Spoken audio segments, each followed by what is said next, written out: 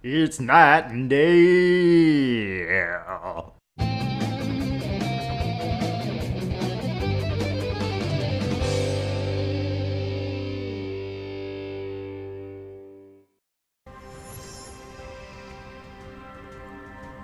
Dissidia Final Fantasy. Night and day back again. Yes, we are back. Back in the world of Dissidia Final Fantasy. Back to show you and tell you and show you and tell you. Oh, hello, Moogle. Oh, show and tell. Missions.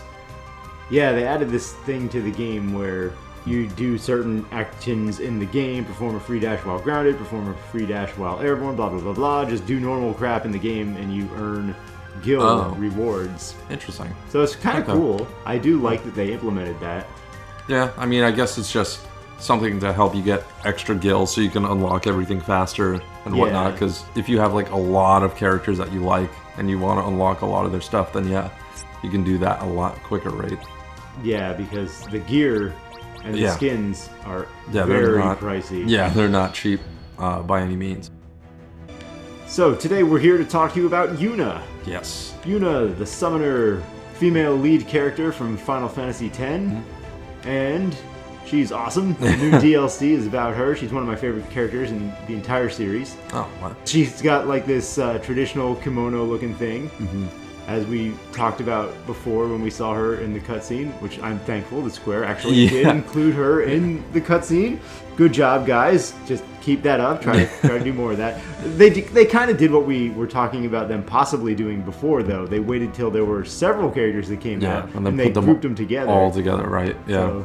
And this, makes it easier on the story, too, because there's groups of people that have no idea what's happening as they just recently became part of the game. And then you can see them, like, learn as they go.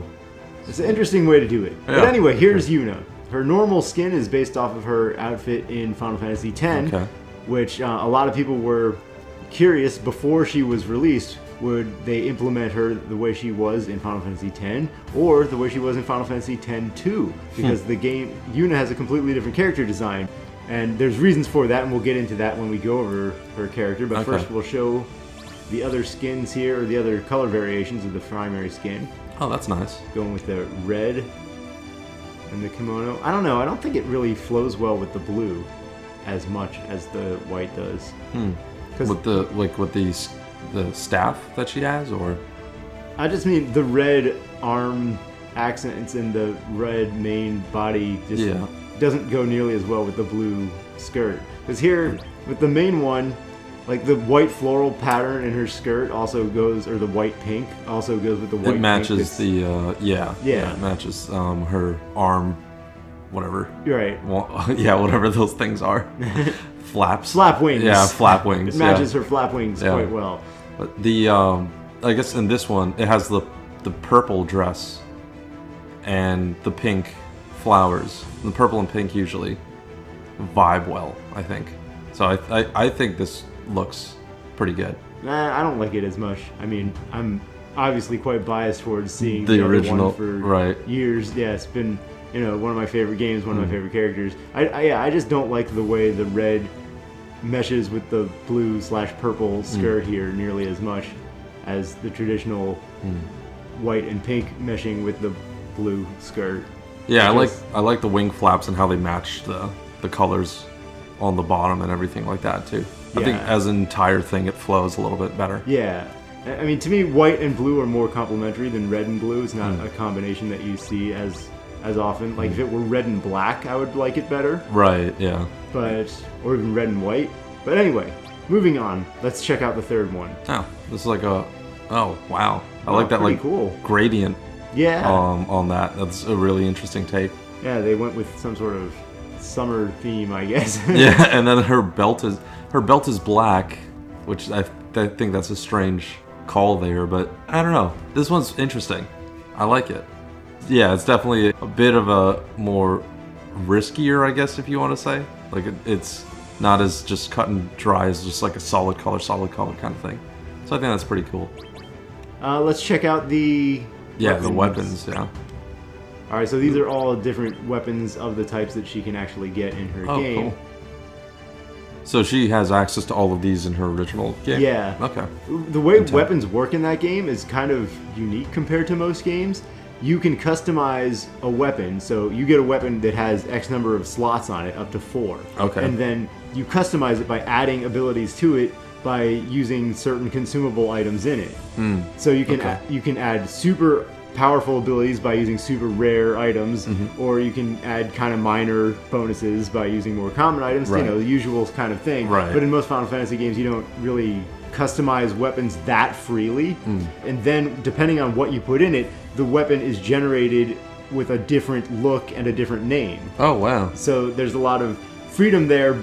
Oh, that's crazy. Different combinations will make a totally different weapon out of it. So you can have tons and tons of different weapons based on the combinations of things that you have. That's really interesting.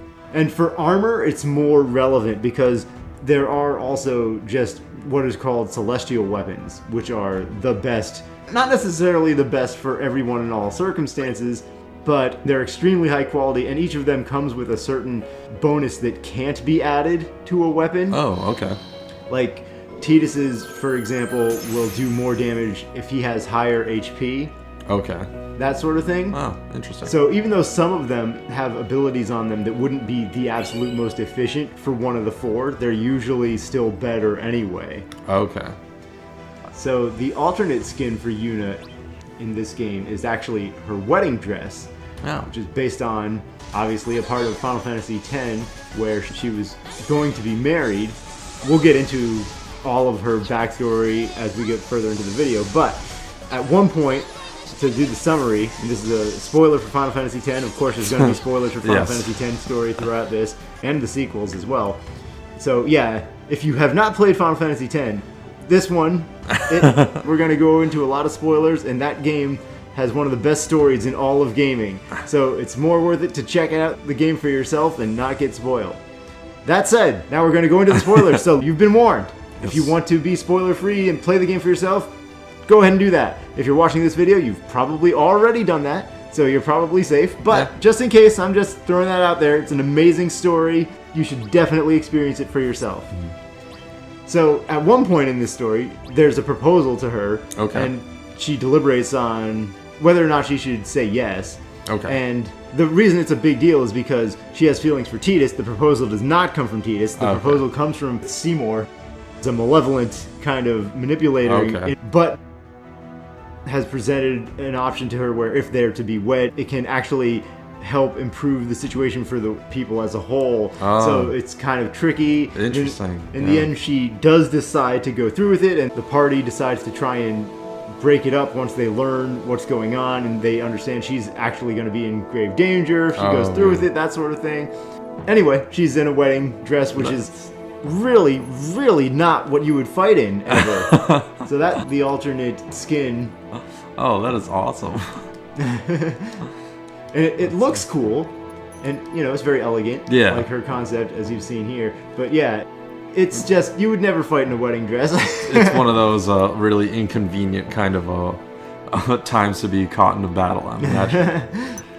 Some people thought that her alternate skin might be her look from Final Fantasy X-2.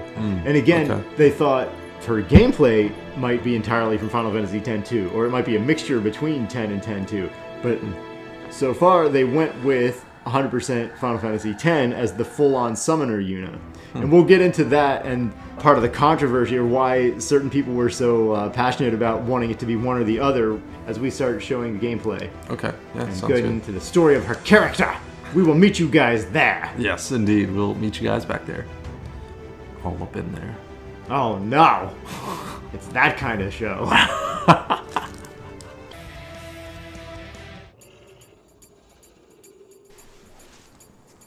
How'd you all get on the same team? What the is that thing? What the That is Valefor. What'd you call me? Hey, have this fireball. Have this fireball. And where did it go? I feel like that would be helpful in this situation. It's my EX skill. Oh, okay. So Yuna is a summoner. And she's most, like, even here, she's like not walking around like a crazy warrior or anything, right? Yeah. She's right now she's getting Yeah, she's not around. getting beaten up Yeah. like a crazy warrior or anything, right? What? That looks awesome. Yeah, we'll get into the moves in a second. Yeah. Since you asked about Valefor, Yeah. it might be pronounced Valefor, but I've heard both. But anyway, that is the first Aeon that summons in her game are called Aeons. That's the first Aeon that she learned to summon. Holy. And you can use her as her EX skill in this game. Oh. Wow. Yeah, so now we'll go over a lot of her moves. Yeah, they look pretty cool, right? Yeah, that was awesome. Yes. The way they implemented her in this game is a little bit different than how she was in the previous games. So we'll go over the moves and what they mean a little bit more specifically than we do with the other character. Oh, thanks for walking into that. Oh my god. Oh, this is giant pillar of light. I wonder what that's like. He's like mosquitoes to the bug Oh yes, towers. I just used Ezuna to get rid of the bind. Oh, nice. How's it going? Can I get you? Yes! Oh, nice. Trade. And now we can regen HP, because that's the other ability we got. Sweet. Alright, so, her moves are each actually representative of her summons that she has in her game. You don't see the summons appear except for Valefor. But each time I do a move, you see little glyphs pop up. Yeah, right. Like around her feet, like in front of her like Yeah. that. You see that little shield? Yeah, That yeah, for symbol sure. is the symbol of one of the summons in her game. Oh. Each of the Aeons has a symbol that is associated with it, because in her game, she has to, as a summoner of Yevon, she has to go on this pilgrimage and go to several temples. Okay. And as she does that, She unlocks more summon abilities and right, all she that kind of gains thing. a new summon at each temple if Right. she's successful. Right. Each one of those temples has glyphs that are associated with it, that are also associated with the summon Right. that she's working on Right. getting. Okay. Makes sense. So she has that witch/wizard kind of feel, I guess. What was it called in this? Like Yeah, the exact marksman. Marks. Yeah. So right. ranged, Yeah, the ranged attacks. she's definitely ranged, yeah, and she uses projectiles from afar. There we go. That's amazing. Yeah, this first one, the one that you like a lot, is representative of the Mage's Sisters. Specifically, it's Mindy. Mindy. Yeah, Mindy, who is the little one. And she has an attack called Pasado, which basically does that. The Mage's Sisters are recurring enemies in Final Fantasy. They first appeared in Final Fantasy IV, I believe. Wow. They haven't recurred nearly as often as a lot of others. In Final Fantasy X, for some reason, the Mage's Sisters were also given this floral theme where they were all kind of dressed up like insects. They're, yeah, it's really weird. I'm not sure why they went with that at all. But Is that why the shield kind of looks like a bee? oh yeah, that probably yeah. I didn't notice that on there, but yeah, that's exactly what it is. Because Mindy specifically looks like a bee. The Mage's Sisters are Sandy, Cindy, and Mindy. Wow. Which is That's amazing. Yes, it's supposed to be comic relief. Yeah. Sandy, Cindy, Mindy. Oh my. You're just like machine gunning into the crowd of people there. Yeah, Mindy. so Mindy is the Mage's sister, who's the little one. Like Yeah. Sandy is a tall, skinny one. Cindy is a rather large, rotund one. Okay. And Mindy is a little short one.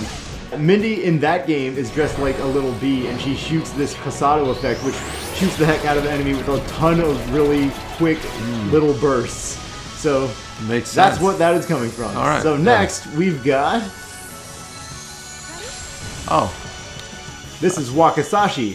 So that's actually from Yojimbo, which is Final Fantasy X's closest thing to Odin. Ah, okay. So it's basically a swordsman. Oh, okay. Makes sense. In this game, they actually say, when Yuna fights the boss Odin, she references Yojimbo from her game. She says, "How much is it going to cost for you to aid us?" Because Yojimbo's kind of like a samurai for hire. Oh, okay. So he's an Aeon, but he's an Aeon of a wandering samurai. So whenever you summon him, he has a different mechanic where you have to pay him a certain amount of money. Oh, wow. And he'll use a more powerful attack depending upon Based on how much you pay him? right how much Oh. you pay him and how much his affinity is with Yuna. Ah, interesting. And also, when you first get Yojimbo, it's different than all the other Aeons. Yojimbo is not in a specific temple, and in order to get him on your team, you have to negotiate with him, and you give him like a starting price. And if it's not high enough, he won't join you. Oh wow! So will you get the chance to try to negotiate with him higher? Or? Yeah, you can try it again. Oh, okay. But yeah, it's still pretty cool how he carries that mercenary theme out. For sure, it's like okay, no, I if you lowball me, you can just suck it basically. Yeah, so this sword attack is from Yojimbo. This Wakasashi is what it's called. Yojimbo is an amazing name, by the way. Yeah, it means bodyguard. Ah, awesome. If you ever saw old school Ninja Turtles, there was a character named Usagi Yojimbo. Oh, wow. And that means rabbit bodyguard, literally. So, but yeah. Oh, that's amazing. So yeah, the Wakasashi, if you hold it down, it'll do this slight delay thing, and then it will rush out a little bit faster. Oh. Like you can see, yeah. Or you can just tap it once and it'll just go into the fast mode. Okay. Alright, so the next move is this one, cool. which is called Pain. This is from an Aeon called Anima, and if you think Valefor looks funky, Anima will freak you right the hell out. Anima is actually like the stuff of nightmares. It is so freaky. Well, I can imagine with something called Pain, it's not gonna be really nice. Yeah, so you can charge this a little bit too. And Pain in Final Fantasy X actually has the ability to instant kill an enemy when it hits. Oh wow! In this game, I really doubt they implemented that because that would be the cheapest thing. Yeah, ever. just spam Pain until you get that percentage that works. I mean, even if it's 1%, like 1 in 100, it's still not fair for a competitive game. Oh, for sure. Anything that requires like a lot of skill to try and win shouldn't just have that element of chance there. Yeah. But so in the game, you can just do Pain, and then every once in a while you'll randomly get like an instant kill. Or, yeah. Okay. It depends on the enemy. Okay. Not all of them are susceptible to it. Right. So yeah, you can see the glyphs from Anima at her feet there. Right, yeah. And it looks kind of like otherworldly. Like it's got that pink or purple dark looking candle element to it. Oh my god. Sweet. Yeah, all of her moves just look fantastic. Yeah. So this HP attack is the holy spell from her game. So, I think that's like one of her more powerful spells. Yeah, it is the most, well, I mean, it might be the only offensive white magic ability. It usually is known for that sort of thing. But yeah, I really like how they implemented it here. It looks really well done. So let's go on to the next move then. Sweet. As I cannot hit anybody with this because they are smart enough. There we go. Okay, there we go. I just had to say that. Yeah, that they were smart, and then you could. Yeah, that's the Idea skin for Ultimacia. It's the wrong color.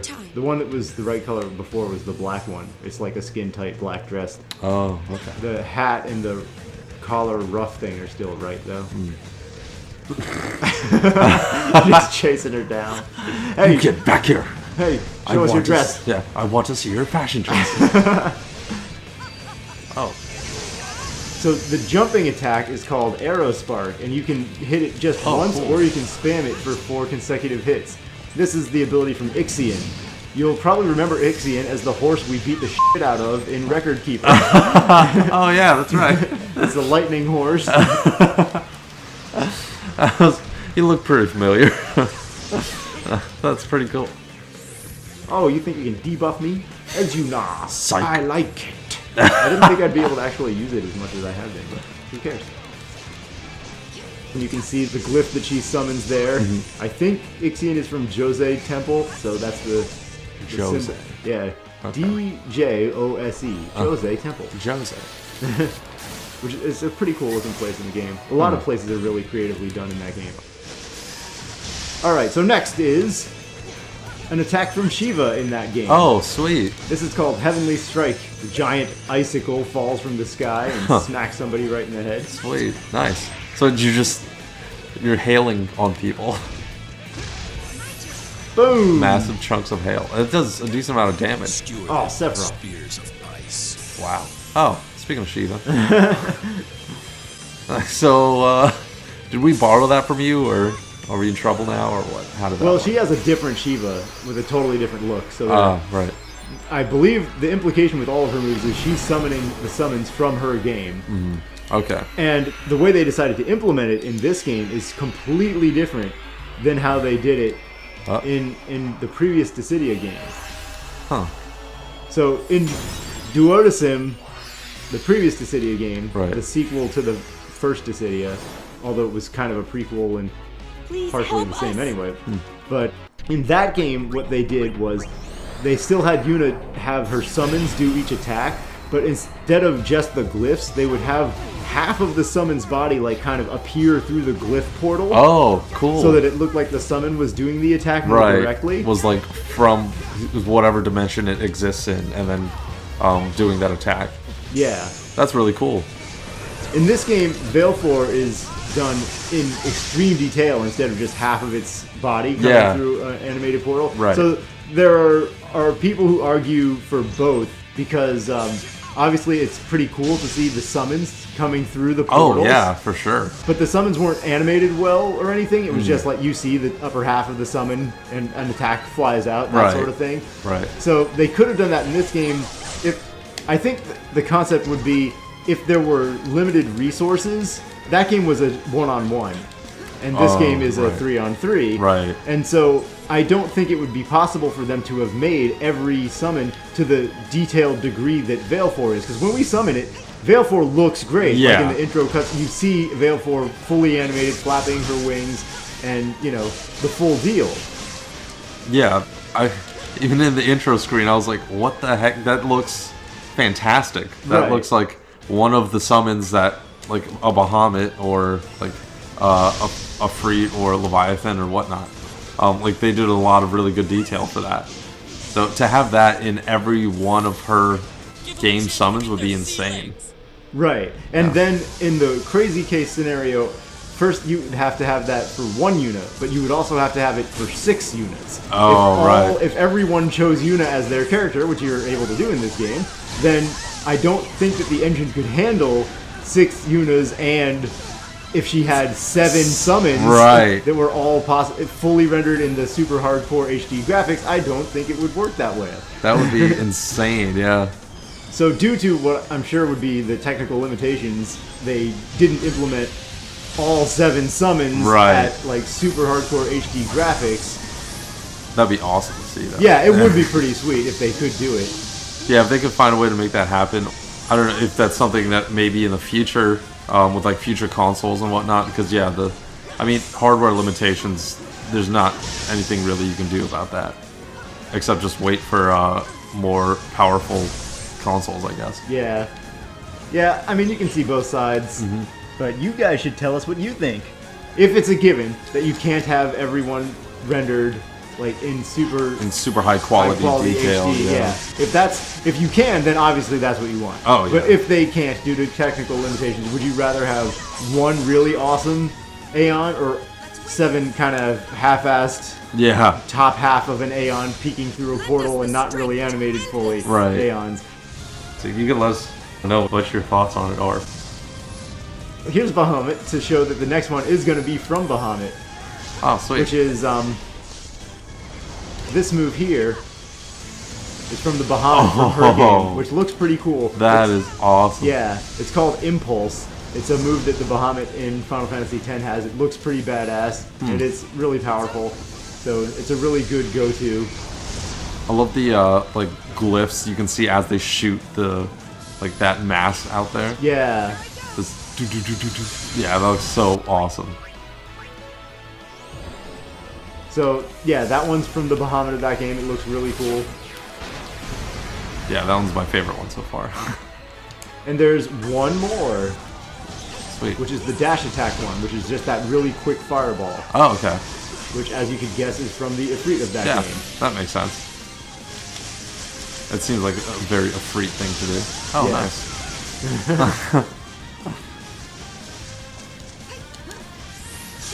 Get him!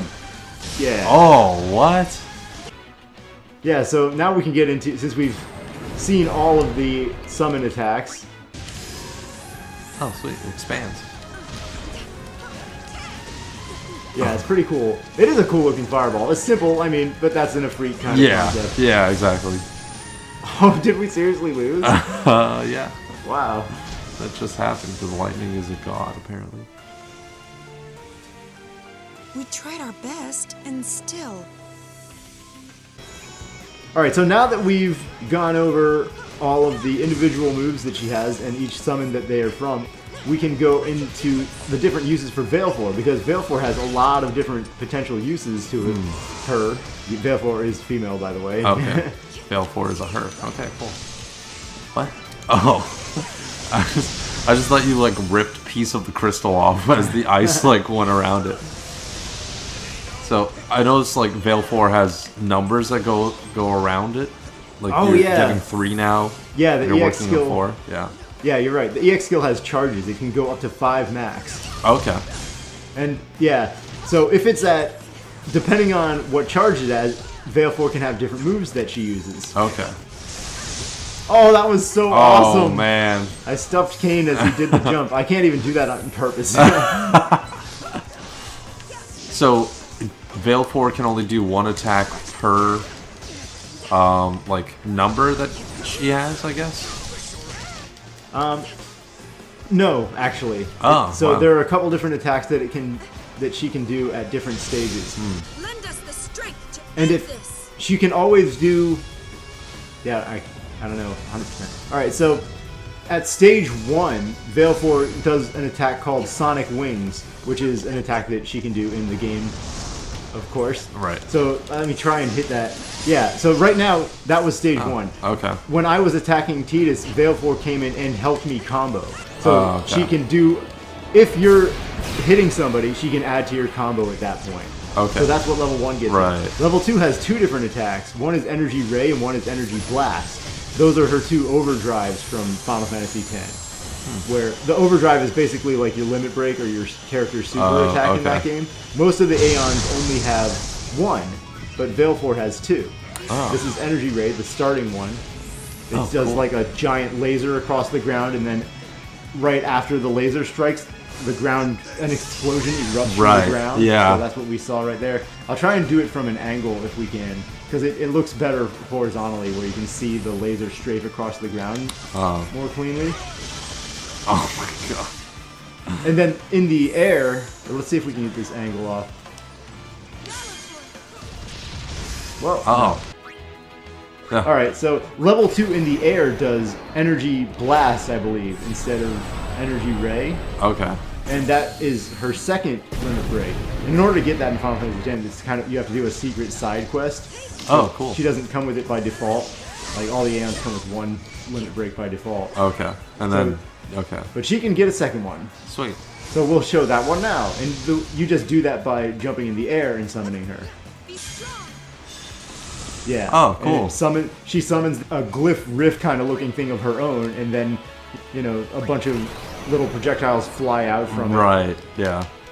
Looks pretty awesome. So it, like, tracks a little bit, but it doesn't seem, like, insanely powerful, I guess. I guess only 2nd tier.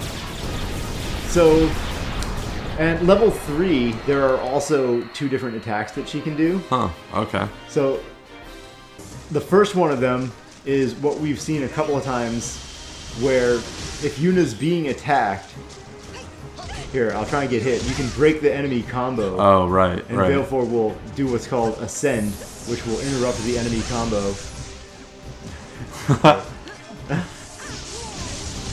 So it won't interrupt anything that's like an HP attack, I think. Right. There we go. Nice. Oh, that's pretty cool. Like, right, and so it can be like in the middle of any combo, so you can get out of pretty much anything that an enemy throws at you. Yeah. Smacks them away. That's pretty cool. We haven't seen really anything like that in other players, I don't think. Yeah, it's like the first combo. Yeah, where you can actually have like a rebuttal to someone just wailing on you. Yeah.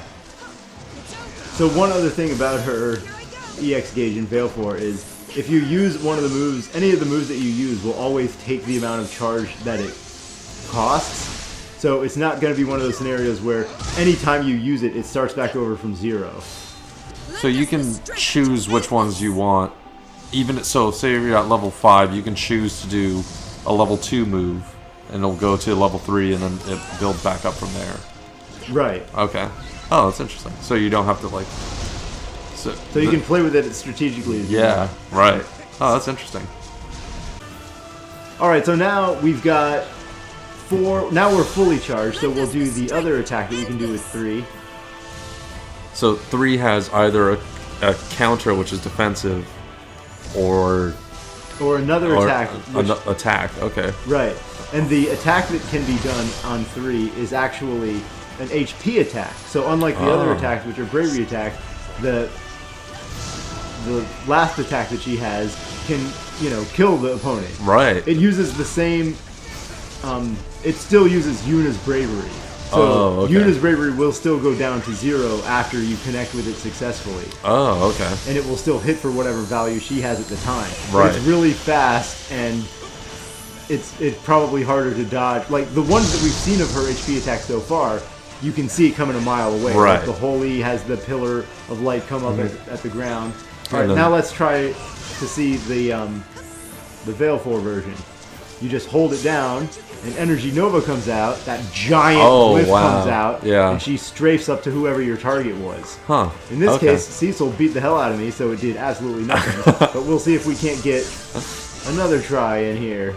Yeah, that's. I noticed. I saw that happen, and I wasn't sure if that was somebody else hitting a bravery attack before or what. But Take 2, Cecil. Nice. Boom. That is awesome, and that is so. Yeah, you could catch them from a mile away with that because that's so fast. Yeah, you can see it coming, but the actual shot comes out really fast. So if you're getting somebody who's targeting somebody else, then it's a lot harder to dodge because Valefor is not necessarily on their screen at all. Oh, and that's right. the only way they can see it coming is if they have the glimpse of Valefor. So it's not like the other ones we've seen of hers, the Great Whirl and the Holy, where it puts some sort of like visual aid for them to see, like, oh, they're about to get attacked or they're about to get hit by an attack. Yeah, it doesn't put it near their character. Right. The warning is coming from Valefor, so it's harder to dodge. Oh, that is awesome. That could be useful for sure.